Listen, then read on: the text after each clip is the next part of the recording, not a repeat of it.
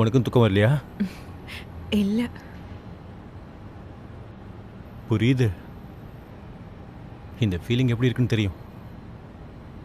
எல்லாமே ரொம்ப சீக்கிரம் முடிஞ்ச மாதிரி இருக்குல்ல.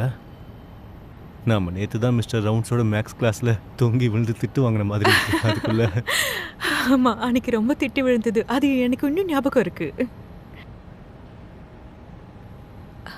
நான் காலேஜ் போக தயாரா இருக்கேன்னு எனக்கு தெரியல.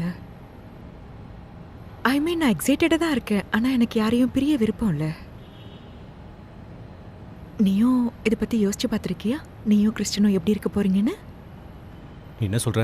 உங்கள் ரிலேஷன்ஷிப் அப்படியே இருக்கும்னு எனக்கு தெரியும். அவள் அப்ஸ்டேட் போகிறா, நீ இங்கேயே இருக்க போகிற. டெக்னிக்கலி இதை லாங் டிஸ்டன்ஸ்ன்னு சொல்ல முடியாது. ஆனாலும் ஆமாம், நாங்கள் இதை பற்றி பேசணும். நாங்கள் தனித்தனியாக இருந்தாலும் லவ் அப்படியே இருக்குமான்னு பார்க்கலான்னு இருக்கோம். கஷ்டமாக தான் இருக்கும், ஆனால் நாங்கள் பார்த்துக்கலான்னு இருக்கோம்.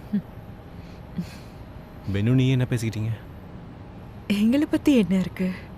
என்ன பிளான்? நாங்கள் 2 பேரும் ஒரே ஸ்கூலுக்கு போக போகிறதால எந்த பிரச்சனையும் இருக்காது.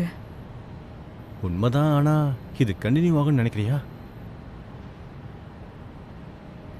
யா, ஆகும் தான் நினைக்கிறேன். இல்லை, நீ அப்படி நினைக்கல. நான் தான் சொன்னேன்ல. அப்படின்னா ஏன் சொல்ல அவ்வளோ தயங்குற? நீயும் தான் தயங்கி சொன்ன.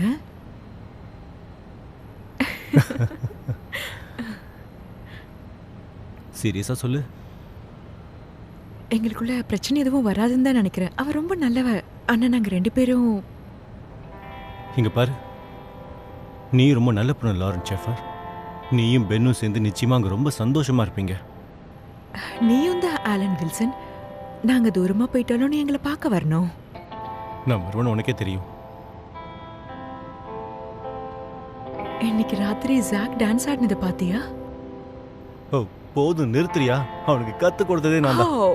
தயவு செஞ்சு இன்னொரு வாட்டி அப்படி பண்ணாத. டான்ஸ்ன்ற பேர்ல பக்கத்துல இருக்கவங்களெல்லாம் அடிச்சுக்கிட்டு இருந்தா.